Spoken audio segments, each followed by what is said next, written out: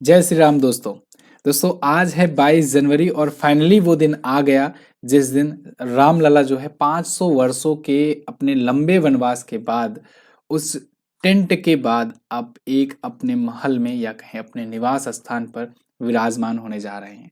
तो आज का दिन हम सब के इतिहास में बहुत ही महत्वपूर्ण दिन होने वाला है और हम लोग सौभाग्यशाली हैं।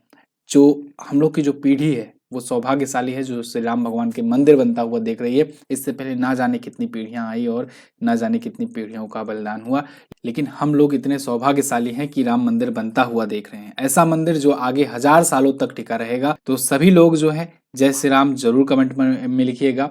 और आज का दिन तो खास है ही, ऐतिहासिक है ही और ये बहुत भावुक पल भी है। मतलब सभी लोग अपने अपने घरों में रहते हैं, अपनी अपनी क्षमता के अनुसार हर प्रकार के घर होते हैं, छोटे बड़े सभी के। लेकिन भगवान राम देखो टेंट में विराजमान थे। तो रियली ये बहुत ही भावुक समय था, लेकिन वो अब बीत चुका है। फिलहाल आज 22 जनवरी 2024 है और आज के दिन के डेली करंट अफेयर के वीडियो में मैं आपका स्वागत करता हूं। शुरू करते हैं आज की करंट अफेयर हम लोग, और रोजाना की तरह एक दिन पहले का रिवीजन करेंगे। तो कल हम लोगों ने पढ़ा था कि अगले 5 वर्षों के लिए आईपीएल का टाइटल स्पॉन्सरशिप किसने हासिल किया, तो टाटा ने हासिल कर लिया है। ये 2024 से लेकर के 2028 तक का इनका रहेगा, ये अगला जो टर्म रहेगा टाइटल स्पॉन्सर का। इससे पहले भी यही था। और अभी हाल ही में 19 बच्चों को प्रधानमंत्री राष्ट्रीय बाल पुरस्कार 2024 दिए जाने की घोषणा हुई है। चाइना जो है ये सिंगल चार्ज में करीब 50 साल चलने वाली अनोखी एक बैटरी का निर्माण किया हुआ है। इसके अलावा अभी केरल में मछली की आबादी बढ़ाने के लिए कृत्रिम चट्टानों की परियोजना शुरू की गई है। 47वां अंतर्राष्ट्रीय कोलकाता पुस्तक मेला ये शुरू हो गया है कोलकाता में, और ममता बनर्जी जी जो कि वहाँ के सीएम हैं, इन्होंने इसे शुरू किया है और इस बार यूके को चुना गया है थीम कंट्री, ये याद रखना। इसके अलावा हिमाचल प्रदेश सरकार ने शिक्षा में परिवर्तन के लिए माई स्कूल माई प्राइड अभियान शुरू किया है। जाति आधारित जनगणना जारी करने वाला दूसरा राज्य बन गया है आंध्र प्रदेश। अच्छा, मैं आपका डाउट क्लियर करना चाहूंगा।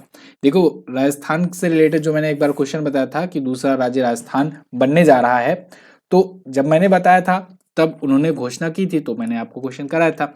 लेकिन एक्चुअली में इससे पहले वो कास्ट बेस्ड सेंसस शुरू करते, सरकार बदल गई क्योंकि चुनाव हुआ। चुनाव के बाद जो है वहां पर बीजेपी की गवर्नमेंट आ गई, तो इसलिए राजस्थान जो है वो कास्ट बेस्ड सेंसस कर नहीं पाया। तो इसीलिए आंध्र प्रदेश दूसरा राज्य बना, ठीक है ना। बिहार ने सक्सेसफुली कर दिया था, तो वो पहला राज्य था। तो ये बात ध्यान रखिएगा, कुछ लोग राजस्थान को लेकर के कंफ्यूज थे। चलिए, पेप्सिको इंडिया का नया सीईओ किसे बनाया गया, जागृत कोटेचा को बनाया गया। गोले मेले का शुभारंभ कहां पर किया गया, तो ये जगन्नाथ मंदिर उधमपुर जम्मू कश्मीर में किया गया। और विंग्स इंडिया अवार्ड्स 2024 में इस साल का सबसे बेस्ट एयरपोर्ट बना है बेंगलुरु एयरपोर्ट, जिसे हम लोग कैंपेगौड़ा इंटरनेशनल एयरपोर्ट कहते हैं, और दिल्ली एयरपोर्ट जिसे हम लोग इंदिरा गांधी इंटरनेशनल एयरपोर्ट कहते हैं। तो ये थे टॉप 10 करंट अफेयर के क्वेश्चंस कल की वीडियो से, जिनका आपने किया है क्विकली 1 मिनट में रिवीजन। अब हम लोग बात करेंगे आज के करंट अफेयर की, लेकिन उससे पहले मैं बता दूं कि इसकी पीडीएफ और क्विज आपको मिलेगी एमजीटी ऐप पर, तो आप वहां से बिल्कुल फ्री में इसको डाउनलोड कर सकते हैं। शुरू करते हैं। पहला क्वेश्चन, अयोध्या में बने भगवान श्री राम मंदिर की निम्न में से कौन सी एक विशेषता नहीं है। ये मंदिर 3 फ्लोर का है और हर मंजिल 20 फीट की है, या फिर राम मंदिर में स्टील या लोहे का बिल्कुल इस्तेमाल नहीं किया गया है, या फिर मुख्य मंदिर में राजस्थान के भरतपुर जिले से लाए गए गुलाबी बल्लुआ पत्थर का इस्तेमाल किया गया है, या फिर इस मंदिर में ईरान से लाए गए सालीग्राम पत्थर का इस्तेमाल किया गया है। तो चौथा ऑप्शन आपका करेक्ट नहीं है, यानी कि ये एक विशेषता नहीं है। बाकी सभी ऊपर के 3 ऑप्शन सही हैं, और ऐसे क्वेश्चंस बनते हैं एग्जाम में और ये भी बन सकता है, तो इसको ध्यान रखिएगा। यहाँ पर डी ऑप्शन आपका करेक्ट हो जाएगा। एक्चुअली में ईरान से लाए गए सालीग्राम पत्थर से नहीं, नेपाल से लाए गए सालीग्राम पत्थर का यूज किया गया है। सालीग्राम पत्थर जो होता है ये भगवान विष्णु का एक सिंबल माना जाता है, तो नेपाल से लाया गया है सालीग्राम पत्थर और उसका इस्तेमाल इस मंदिर में किया गया है। ठीक है जी। अब भगवान श्री राम जी के मंदिर के बारे में जो महत्वपूर्ण विशेषताएं हैं, जहां से क्वेश्चंस भी बन सकते हैं, उसको मैं बताने वाला हूं। बहुत ही केयरफुली देखिएगा और कोशिश कीजिए इसका स्क्रीनशॉट ले लीजिए। वैसे मैं कोशिश करूंगा कि राम मंदिर पर आपको क्वेश्चन Q&A की एक वीडियो दे दूं जिसमें सारे क्वेश्चन रिलेटेड जो हैं वो कवर हो जाएं। फिर भी यहाँ पर मैं 10 ऐसे पॉइंट्स लाया हूं आपके लिए, इसको ध्यान से रीड कीजिएगा, इससे काफी कुछ जानकारियां मिलेंगी। देखिए, राम मंदिर जो बन रहा है ये 3 फ्लोर का है और हर मंजिल 20 फीट ऊंचाई वाली है। इस मंदिर में स्टील या लोहे का बिल्कुल भी इस्तेमाल नहीं किया गया है। और इस मंदिर में राजस्थान के भरतपुर जिले से लाए गए गुलाबी बलुआ पत्थर का इस्तेमाल किया गया है। इसके अलावा नेपाल की गंडकी नदी से लाए गए सालिग्राम पत्थर का इस्तेमाल किया गया है। ये दोनों पॉइंट इंपॉर्टेंट है। रामलला की मूर्ति मैसूर के अरुण योगीराज ने बनाई है। ये क्वेश्चन मैं कवर भी करा चुका हूं आपसे। फाइनल इन्हीं की मूर्ति हुई है। और राम मंदिर के सौंदर्यीकरण और आर्किटेक्चर के लिए पूरा 1800 करोड़ रुपए खर्च किया जा रहा है। इसमें ग्राउंड फ्लोर पर 160 पिलर है, फर्स्ट फ्लोर पर 132 और सेकंड फ्लोर पर 74 पिलर है। यानी कि ये टोटल अगर ग्राउंड फ्लोर को मिलाकर देखा जाए तो 3 मंजिला है। लंबाई इसकी 360 फीट है, चौड़ाई 235 फीट, ऊंचाई 161 फीट है। टोटल राम मंदिर का जो क्षेत्र है 2.7 एकड़ में फैला हुआ है और मंदिर का निर्मित क्षेत्र जो है वो 57,400 स्क्वायर फीट है। इसमें राम भगवान के राम नाम की ईंटों का इस्तेमाल किया गया है। ये वैसे ही ईंटें हैं जैसे राम सेतु बनाते समय इस्तेमाल किया गया था। तो सेम वही वाला पत्थर यूज किया गया है जिसे रामशिला कहते हैं। ठीक है, तो राम सेतु के निर्माण में भी ऐसे ही पत्थरों का यूज हुआ था, जिसकी खास बात ये होती है कि पानी में गिरने के बाद ये तैरते हैं। ठीक है, तो पीएम मोदी ने अयोध्या में भगवान श्री राम मंदिर का उद्घाटन किया या कहें कि आज करेंगे। ठीक है, आज के बाद ये किया ही रहेगा। तो 500 वर्षों के बाद अयोध्या में श्री राम जन्मभूमि पर श्री राम मंदिर का निर्माण हुआ है। आगे बढ़ते हैं। भारतीय कंपनी टीसीएस दुनिया के सबसे मूल्यवान आईटी सेवा ब्रांडों में से किस स्थान पर है? तो इसमें टीसीएस जो है वो दूसरे स्थान पर आ गई है। आ क्या गई है मतलब इसी पर काबिज है, काफी सालों से ये है। टीसीएस दुनिया की दूसरी सबसे ज्यादा वैल्यूएबल आईटी कंपनी है, बनी हुई है।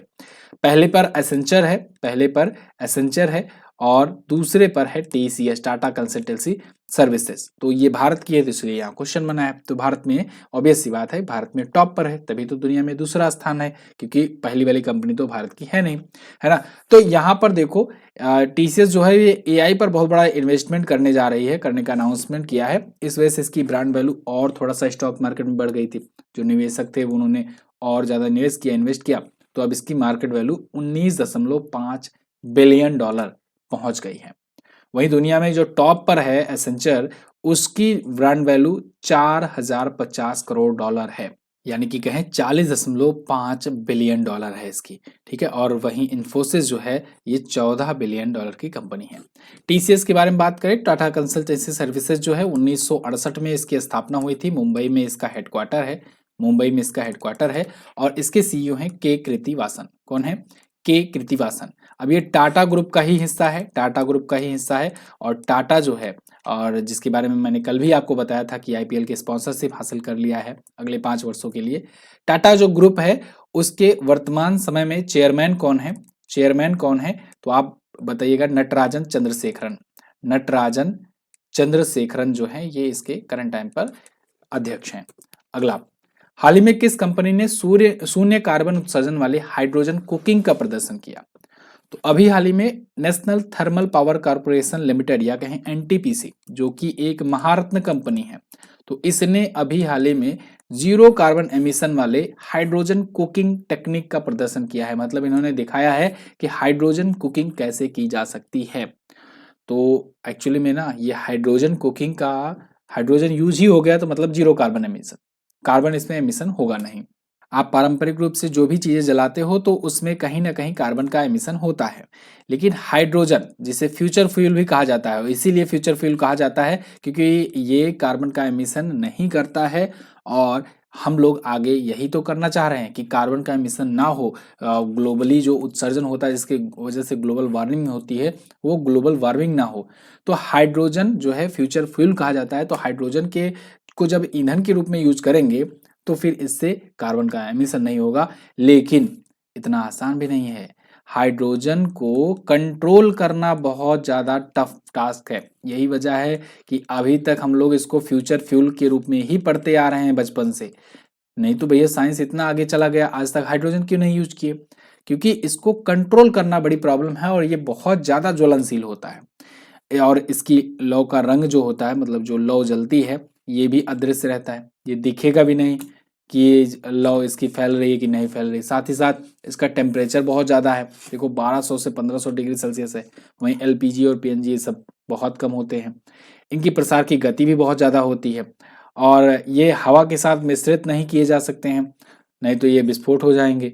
तो ये सभी प्रॉब्लम्स होती हैं, इस वजह से हाइड्रोजन को अभी तक कुकिंग के लिए इस्तेमाल नहीं किया जा रहा था, लेकिन यहाँ पर इन्होंने पूरा का पूरा एक सिस्टम ऐसा डिजाइन किया है एनटीपीसी ने। एक्चुअली में एनटीपीसी की एक शाखा है, NTPC energy technology research alliance, तो जिसे नेत्रा कहते हैं। तो नेत्रा ने इसे बनाया हुआ है। अब इसमें हाइड्रोजन बर्नर होगा और एक कहे कि इसी के हिसाब से कस्टमाइज कुक स्टोव होगा और उसी का डिजाइन इसमें यूज किया जा रहा है। बहरहाल एनटीपीसी की अगर बारे में बात करें तो जैसा कि मैंने आपको बताया कि ये एक महारत्न कंपनी है, 1975 में स्थापित हुई थी, नई दिल्ली में हेडक्वार्टर है, अध्यक्ष हैं गुरदीप सिंह। अभी के टाइम पर कितनी महारत्न कंपनियां हैं? 13 महारत्न कंपनियां हो गई हैं और ऑयल इंडिया लिमिटेड जो है ये 13वीं वाली बनी थी महारत्न कंपनी। अगला क्वेश्चन है, हाल ही में कौन डकार रैली 2024 जीत करके इस भीषण दौड़ का एक सबसे उम्र दराज विजेता बना है? तो दोस्तों डकार रैली 2024 जो रेस है इसको जीत लिया है कार्लोस सैंज ने। किसने? कार्लोस सैंज ने। यहाँ पर देखिए ये है कार्लोस सैंज और इंटरेस्टिंग बात ये है कि ये 61 वर्ष के हो चुके हैं, 61 ईयर की इनकी उम्र हो चुकी है और इस उम्र में इन्होंने ये रेस जीती हुई है और कार रेस थी ये। तो इस रेस के ये सबसे उम्रदराज विजेता बन गए हैं और इनको एल मेटाडोर के नाम से भी जाना जाता है। रेडबुल की तरफ से ये मतलब प्ले करते हैं, खेलते हैं। तो इन्होंने ऑडी सीरीज का ये पहला खिताब ये जीता हुआ है और टोटल डकार रैली को चौथी बार इन्होंने जीता है अपने जीवन में, यानी 61 वर्ष की उम्र में। तो सबसे उम्रदराज ये विजेता बन गए हैं कार्लोस सैंज। अगला, हाल ही में किस राज्य सरकार ने मुख्यमंत्री महिला उद्यमिता अभियान का अनावरण किया है? तो अभी हाल ही में असम सरकार ने मुख्यमंत्री महिला उद्यमिता अभियान का अनावरण किया है। यहाँ पर देखिए ये है हेमंता बिस्वा शर्मा, असम के मुख्यमंत्री हैं, इन्होंने इसका उद्घाटन किया है। मुख्यमंत्री महिला उद्यमिता अभियान क्या होगा? इसका टारगेट ये है कि 1 लाख वार्षिक आय का लक्ष्य पहुंचाया जाए उन महिलाओं का, खास करके उन ग्रामीण महिलाओं का जो ग्रामीण सूक्ष्म उद्यमी बन सकें। तो यानी कि महिलाओं को गाँव में छोटा छोटा एंटरप्रेन्योर बनाने के लिए, जिससे कि स्मॉल और माइक्रो बिजनेसेस को बढ़ावा मिल सके, इसके लिए यहाँ पर ये अभियान शुरू किया गया है। और इसके लिए शुरुआत में सरकार जो है वो 10-10 हजार रुपए का अनुदान भी देगी, मतलब कि सहायता भी करेगी प्रत्येक पात्र आवेदक को जो आवेदन करेगा और एलिजिबिलिटी क्राइटेरिया पूरा कर रहा होगा उसको। तो असम में ये शुरू किया गया है, असम गवर्नमेंट के द्वारा मुख्यमंत्री महिला उद्यमिता अभियान। ठीक है जी, टारगेट है 1 लाख वार्षिक आय उनकी पहुंचाई जाए। अब देखो असम आया है, असम देखोगे तो यहाँ पर मिलेगा और मैंने आपको बताया है ना कि ये पूर्वोत्तर राज्य का एक ऐसा राज्य है असम, एक्चुअली में इसी से सब टूटा था, तो इसलिए ये सभी से अपना बॉर्डर शेयर करता है, क्योंकि धीरे धीरे करके सभी राज्य इसी से टूटे थे। पहले अहोम साम्राज्य हुआ करता था, तो अहोम ही अब असम हो गया है। तो असम यहाँ के सभी राज्यों से अपना बॉर्डर शेयर करता है। दिसपुर इसकी राजधानी है। हेमंत बिस्वा शर्मा यहाँ के बीजेपी पार्टी से सीएम है। गुलाब चंद्र कटारिया यहाँ के गवर्नर है करंट टाइम पर। और यहाँ पर 7 नेशनल पार्क हैं। ये 7 नेशनल पार्क मैंने आपको एक ट्रिक भी बताई थी कि असम के डिब्रूगढ़ से काजी नाम के मानस आए और राम नाम ले करके औरंगजेब को दहिंग पटकाए। तो जो भी पुराने स्टूडेंट हैं इसको डिकोड करके कमेंट बॉक्स में जरूर बताएं। ये 7 नेशनल पार्क हैं, मैंने आपको वो दोहा भी बता दिया है जिनसे आपको इनको डिकोड करके याद करना है। बिहू नृत्य यहाँ का बहुत ही प्रचलित नृत्य है। भोरताल खंभालिम भी होता है यहाँ पर। 33 जिले हैं विधानसभा, 33 नहीं एक्चुअली में ये 35 हो चुके हैं। ठीक है, अभी रिसेंटली और बढ़ा था।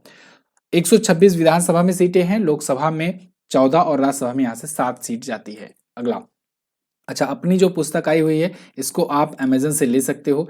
कल मैंने जो बुक आपको रिकमेंड की थी वो इंग्लिश एडिशन के लिए थी। यहाँ पर अगर आपको हिंदी में चाहिए तो हमारी हिंदी में बुक आती है ब्रह्मास्त्र करंट अफेयर।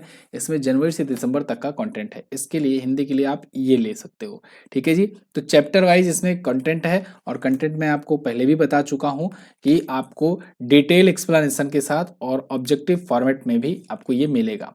तो ऑब्जेक्टिव फॉर्मेट रहेगा और उसके बाद detail explanation with static GK यहाँ पर रहेगा और हर एक पॉइंट्स को कवर किया गया है। मतलब मैंने देखा कि बहुत सारे लोग किताब लॉन्च किए हुए हैं लेकिन उनकी जो बुक है वो 100 या 150 पेजेस में पता नहीं कैसे समाप्त हो जा रही है। साल भर का कंटेंट वो कैसे 150 पेज में समाप्त कर दे रहे हैं, मुझे नहीं समझ में आ रहा है। यहाँ पर 600 पेजेस का ये कंटेंट था और इसको फंट साइज छोटा कर करके यहाँ पर 264 पेज लाया गया है, तब जा करके साल भर का कंटेंट मैं कवर कर पाया हुआ हूँ। और ये बुक मोटी भी है, उसके बावजूद ये 199 में ही सिर्फ मिल रही है। तो आप जो है जा करके अमेजन से ले सकते हो और यही कारण है कि अमेजन पर 5 आउट ऑफ 5 स्टार रेटिंग की चल रही है। आप जा करके लोगों के रिव्यू, स्टूडेंट के रिव्यू वगैरह देख सकते हैं। ब्रह्मास्त्र करंट अफेयर सिर्फ अमेजन पर ही मिल रही है, लिंक आपको कमेंट बॉक्स में पिन दे दिया जाएगा करके। आगे, हाल ही में बोइंग ने अमेरिका के बाहर भारत के किस राज्य में कंपनी का सबसे बड़ा निवेश किया है? तो दोस्तों, बोइंग ने अमेरिका के बाहर भारत में और भी भारत में कर्नाटक में इन्होंने सबसे बड़ा निवेश किया है, इन्वेस्टमेंट किया है। अब देखो, बोइंग जो है कंपनी, ये बहुत बड़ी कंपनी, आप सब जानते हो कि अमेरिका में जहाज वगैरह बनाने का काम करती है। साथ ही साथ बोइंग से हम लोगों ने कई सारी डील भी की हुई है, डिफेंस डील। एक्चुअली में ये डिफेंस इक्विपमेंट भी बनाती है। तो अब ये अमेरिका के बाहर अपना सबसे बड़ा इन्वेस्टमेंट करने जा रही है और कहाँ पर करने जा रही है? इंडिया में, बेंगलुरु में। करने क्या एक्चुअली में हो गया है, क्योंकि अब उद्घाटन भी हो गया है। कितना बड़ा इन्वेस्टमेंट है? 1600 करोड़ रुपए का इन्वेस्टमेंट है। इसके लिए इन्होंने बाकायदे एक अपना कैंपस यहाँ पर बनाया हुआ है, global engineering and technology centre campus Boeing का है। तो इसका उद्घाटन पीएम मोदी ने अभी बेंगलुरु में किया है। ये BIETC परिसर के रूप में जाना जा रहा है, जिसका मतलब है Boeing India engineering and technology centre. ठीक है। बोइंग सुकन्या कार्यक्रम भी यहीं पर पीएम मोदी ने इसको शुरू कर दिया। अब इस कार्यक्रम के तहत क्या होगा कि इसमें महिलाओं को बढ़ावा दिया जाएगा, महिलाओं और लड़कियों को बढ़ावा दिया जाएगा कि वो भी विमानन क्षेत्र में ये आगे बढ़ सके।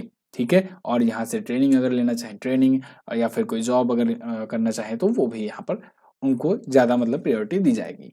अगला, दुनिया का सबसे बड़ा डेरिवेटिव एक्सचेंज 2023 में कौन बना?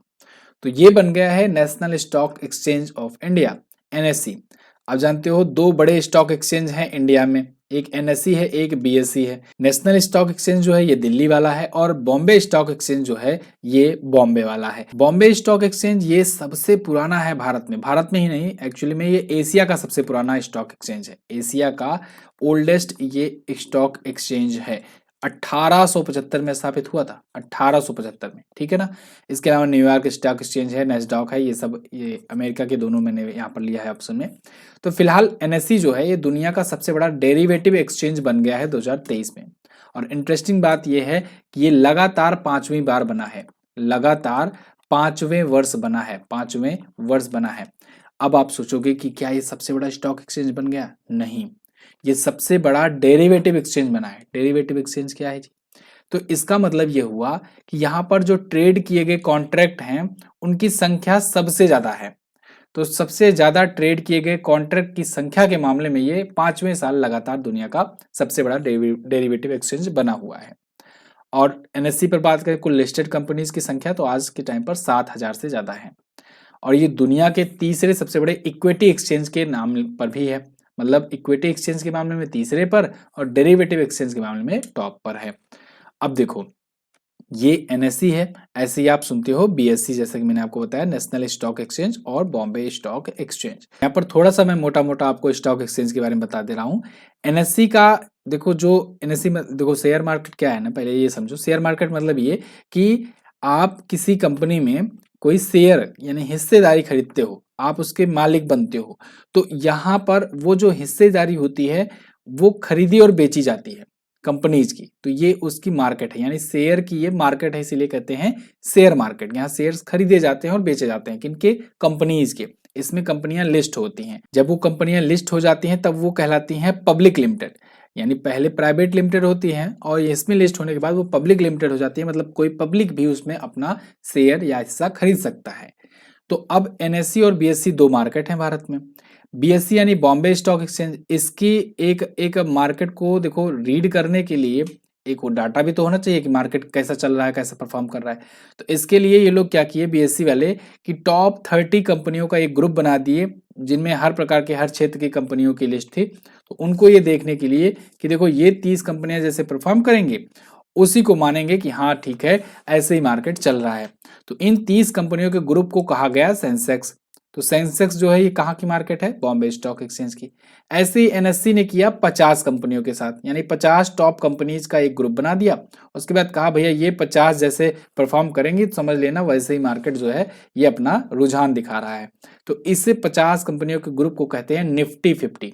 निफ्टी सुना होगा ना आपने, तो ये निफ्टी कहलाता है, निफ्टी 50 भी हम लोग इसे कहते हैं। तो ये निफ्टी जो है ये एनएससी का मार्केट है। इतना आपको समझ में आया, बाकी बातें बाद में कभी बताएंगे। 1992 में एनएससी की स्थापना हुई थी और अध्यक्ष इसके हैं गिरीश चंद्र चतुर्वेदी, सीईओ हैं आशीष कुमार चौहान, मुंबई में हेडक्वार्टर्ड है। अगला, इंडियन इम्यूनोलॉजिकल्स ने किस नाम से देश का पहला स्वदेशी रूप से विकसित हेपेटाइटिस ए वैक्सीन लॉन्च किया? तो लो जी, भारत में भी हेपेटाइटिस ए वैक्सीन बन चुकी है स्वदेशी रूप से और इसका नाम है हैविस्योर। हैविस्योर भारत की पहली स्वदेशी रूप से विकसित ये हेपेटाइटिस ए की वैक्सीन है और इसको बनाया है इंडियन इम्यूनोलॉजिकल्स ने। तो इसने अभी यहाँ पर लॉन्च किया है। बिजनेस स्टैंडर्ड का आर्टिकल भी आपके सामने है, आप यहाँ पर देख सकते हो, अपना इंडिजीनियस है ये। तो ये राष्ट्रीय डेयरी विकास बोर्ड की ही स्वामित्व वाली एक कंपनी है इंडियन इम्यूनोलॉजिकल, जिसने ये बनाई है। इसने कहा है कि ये 2 खुराक वाला टीका है, जैसे हम लोग कोविड का देख रहे थे ना, 2 खुराक वाला, कि पहली खुराक अभी लो फिर उसके बाद कुछ दिन बाद लो। तो पहली खुराक लेने के 12 महीने से ऊपर की उम्र में ले सकते हैं पहली खुराक, उसके बाद दूसरी खुराक जो है 6 महीने के अंदर अंदर दूसरी ले सकते हैं। हेपेटाइटिस ए एक वायरल संक्रमण है, वायरल डिसीज है। ये दूषित भोजन या दूषित पानी के सेवन से फैलता है। आगे बढ़ते हैं। हाल ही में किस देश को मत्स्य पालन पर संयुक्त राष्ट्र FAO समिति का उपाध्यक्ष चुना गया है? तो दोस्तों, भारत जो है ये मत्स्य पालन पर संयुक्त राष्ट्र फूड एंड एग्रीकल्चर ऑर्गेनाइजेशन समिति का उपाध्यक्ष चुना गया है। 57 वर्ष हो चुके हैं इस संस्था को स्थापित हुए हुए। किसके? मत्स्य पालन पर संयुक्त राष्ट्र का जो FAO है उसको। तो उस समिति को 57 वर्ष हो चुके हैं और इसके इतिहास में आज तक कभी भारत को मौका नहीं मिला था कि वो इस समिति का सदस्य ही बन जाए। यहाँ पर उपाध्यक्ष उसे बनाया गया है, यानी कि उपाध्यक्ष चुना गया है।